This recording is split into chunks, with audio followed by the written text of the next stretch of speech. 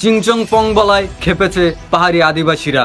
তাদের ভাষ্যমতে বাঙালি ছেলেরা তাদেরকে চিংচং পং বলে খেপায়। তারা আরো দাবি করে তাদের পাহাড়ি মেয়েদের নাকি বাঙালি ছেলেরা মাল বলে আখ্যায়িত করেছে। এদিকে আমরা গোপন সূত্রে জানতে পারি চিংচং পং হচ্ছে একটি চাইনিজ ভাষা।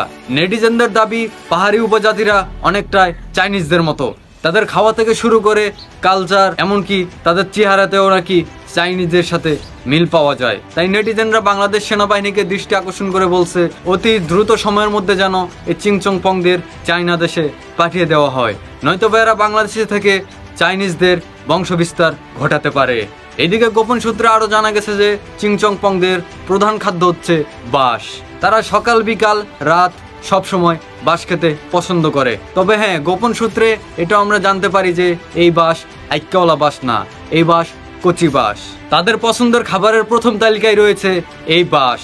গোপন সূত্রে আমরা আরো জানতে পারি যে চিংচং পংরা নাকি রাস্তায় মিছিল বের করেছে। তাদের মিছিলের মূল স্লোগান হচ্ছে 1 2 3 4 সেনাবাহিনী বাটপার। এদিকে তাদের মিছিলকে উদ্দেশ্য করে নেটিজেনরা কমেন্ট করেছে, যখন সেনাবাহিনীর 2 হাত বন্দুকের নল জায়গা মতন ভরে দিবে তখন আর এসব মিছিল মুখ দিয়ে বেরোবে না। আমরা গোপন সূত্রে আরো জানতে পারি যে এই চিংচং পংরা নাকি দাবি করেছে পাহাড়ে নাকি তাদের বাপদাতার সম্পত্তি, পাহাড়ে নাকি কোনোভাবেই সেনা ক্যাম্প করা যাবে না।